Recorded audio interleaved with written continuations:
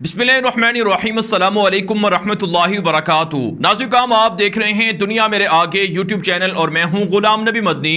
आज 27 जून 2021 है और आज दिन है इतवार का।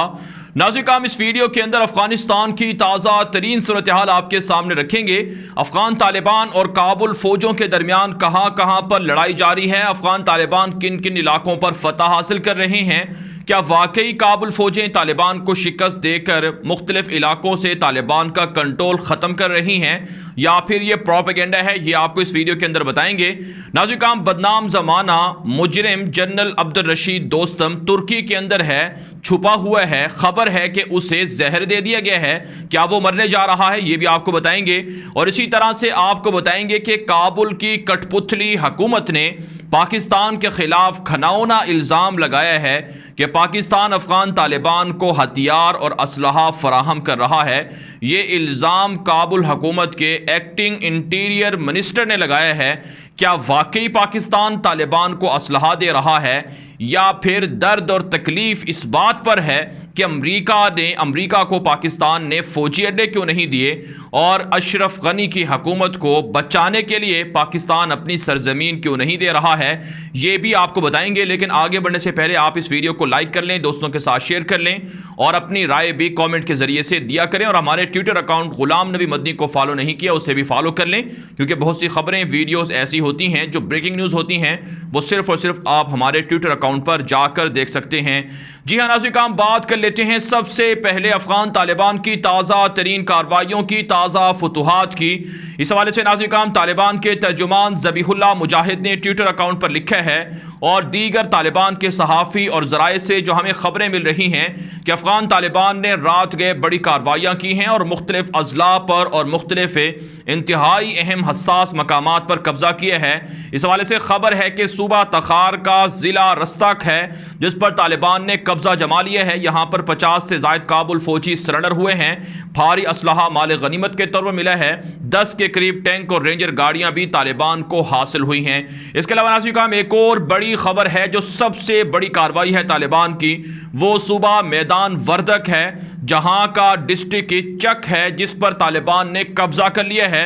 और यहां पर अफगान तालिबान के हाथों 190 काबुल फौजी जिंदा गिरफ्तार किए गए हैं, जबकि अफगान तालिबान के तर्जुमान के मुताबिक 4 काबुल फौजी हलाक हुए हैं, 7 जख्मी हुए हैं। 30 टैंक तालिबान को यहाँ से कब्जे में मिले हैं और 20 रेंजर गाड़ियाँ और असलहा माल गनीमत के तौर पर सूबा मैदान वर्दक के अंदर कार्रवाई के दौरान मिला है। जबकि नाज़रीन, इस कार्रवाई के अंदर 2 मुजाहिद भी शहीद हुए हैं और 3 जख्मी हुए हैं। तालिबान तर्जुमान ज़बीहुल्लाह मुजाहिद ने यह बताया है और इसकी तस्वीर और वीडियोज़ भी तालिबान के ज़राए अबलाग पर नशर की जा रही हैं। इसी तरह से नाज़रीन, अफगान तालिबान ने एक और बड़ी कार्रवाई सूबा बल्ख के अंदर की है। ज़िला शोरतपा गालिबन इसका नाम है। यहाँ पर अफगान तालिबान ने कब्जा कर लिया है और 60 से ज़ायद काबुल फौजी सरेंडर हुए हैं, जबकि 20 से ज़ायद जिंदा गिरफ्तार किए गए हैं और 5 फौजी हलाक भी हुए हैं।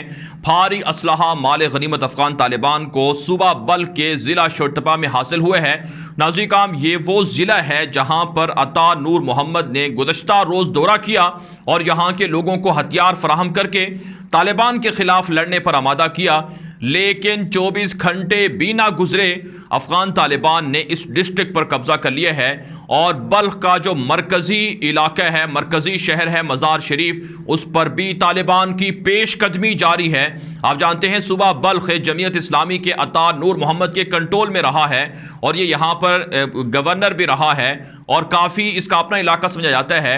और ये बैरून मुल्क से सिर्फ और सिर्फ लड़ने के लिए बल्ख के अंदर आया है। दर्जनों नहीं सैकड़ों गाड़ियों के इसका बाकायदा प्रोटोकॉल इसको दिया गया है। कल भी हमने आपको वीडियो दिखाई थी। और इसी तरह से इसका बेटा भी लगता ऐसा है जैसे कि वो हॉलीवुड का कोई अदाकार हो, वो भी हथियार उठाकर तालिबान से लड़ने के लिए आमादा है।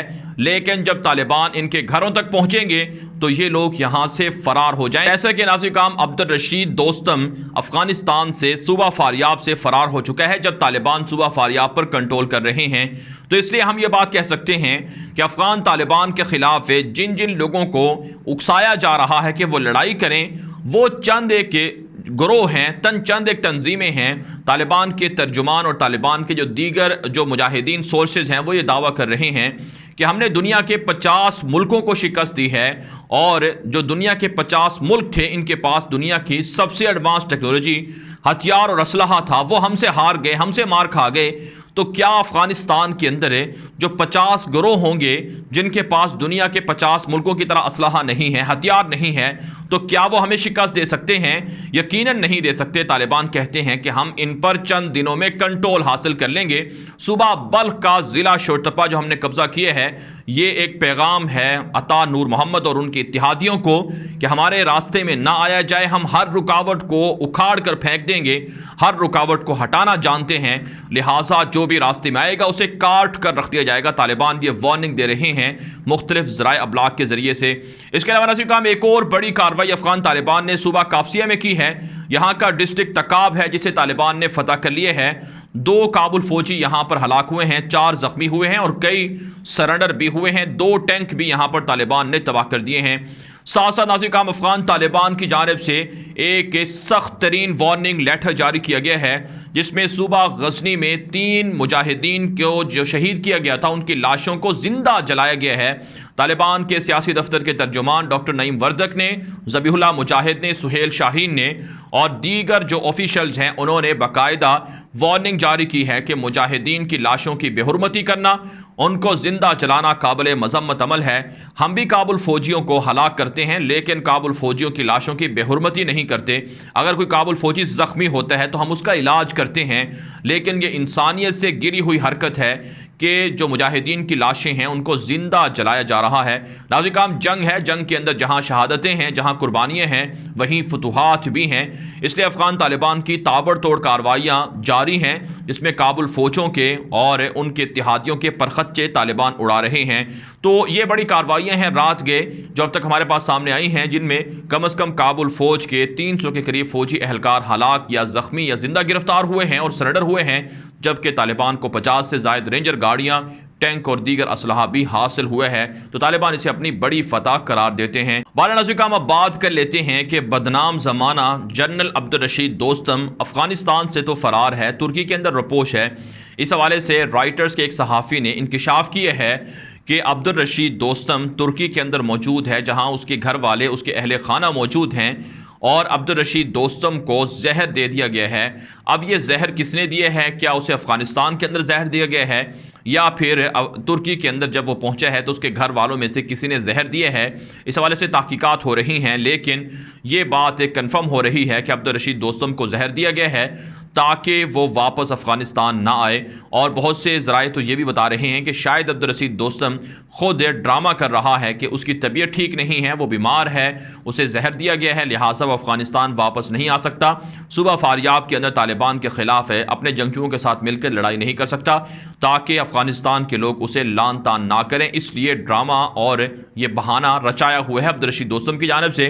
लेकिन आप जानते हैं अब्दुल रशीद दोस्तम को पता है कि अफ़गान तालिबान अब उसे नहीं छोड़ेंगे, उसके इलाकों तक पहुंच चुके हैं, इसलिए वह मुल्क से फरार हो चुका है।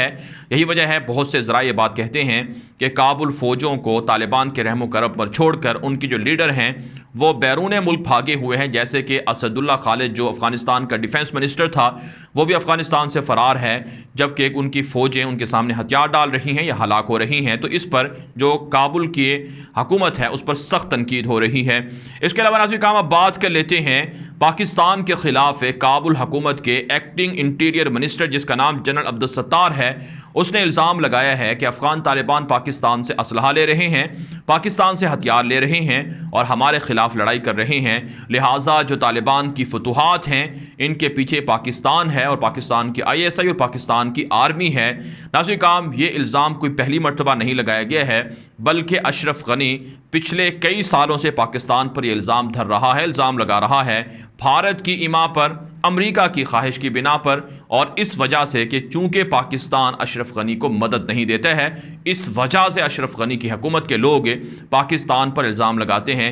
इससे पहले मुहिबुल्लाह के नाम का एक शख्स है जो अपने आप को सिक्योरिटी एडवाइज़र कहता है अशरफ गनी का, उसने भी पाकिस्तान पर इल्ज़ाम लगाए थे, जिसके जवाब में पाकिस्तान के वज़ीर ख़ारजा शाह महमूद कुरैशी ने सख्त बयान भी दिया था और सख्त तनकीद की थी कि शिकस्त तुम खुद, काबुल फ़ौजें खुद शिकस्त खा रही हैं तालिबान से और इल्ज़ाम पाकिस्तान पर लगा रहे हैं।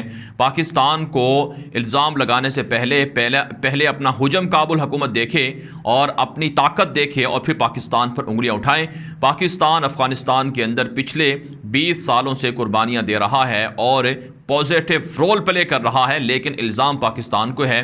पाकिस्तान के वज़ीर आज़म इमरान खान ने भी कल एक तकरीब से खिताब करते हुए कहा है कि हमने अफ़गानिस्तान के अंदर अमेरिका की मदद की और अफ़गान जंग का हिस्सा बनाया गया पाकिस्तान को, जो एक गलती थी, लेकिन इसके बावजूद दुनिया ने पाकिस्तान को बुरा भला कहा, जो काबिल मज़म्मत और शर्मनाक अमल है।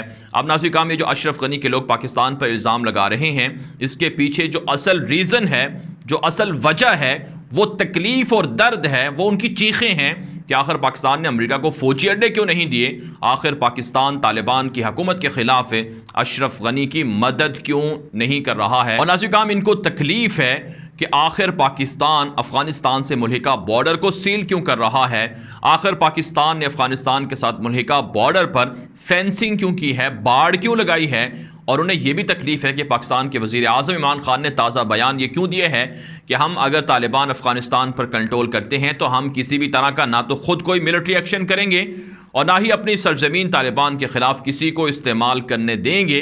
तो ये वो चीज़ें हैं जो दुश्मन को हज़म नहीं हैं। पाकिस्तान पर इल्ज़ाम तराशियाँ हो रही हैं, दहशतगर्दों के ज़रिए से पाकिस्तान पर हमले हो रहे हैं और पाकिस्तान की फ़ौज को निशाना और टारगेट बनाया जा रहा है। हर तरफ से पाकिस्तान को घेरने की साजिश है, चाहे फेटफ के ज़रिए से हो, चाहे रॉ एजेंसी के ज़रिए से लाहौर में धमाका करवा के हो, या बलूचिस्तान और जनूबी वज़ीरिस्तान जैसे इलाकों में पाक अफवाज पर हमले हों। ये सिर्फ़ और सिर्फ दुश्मन की साजिशें हैं, लेकिन मेरा अल्लाह जिनके साथ हो वो कामयाब होते हैं। अफ़गान तालिबान ने अल्लाह पर भरोसा किया, आज वो कामयाब हो गए। इसी तरह से पाकिस्तान की आर्मी, पाकिस्तान की हुकूमत और पाकिस्तान के अवाम का अल्लाह पर भरोसा है और इंशाअल्लाह दुश्मनों की ये साजिशें हमेशा के लिए नाकाम रहेंगी।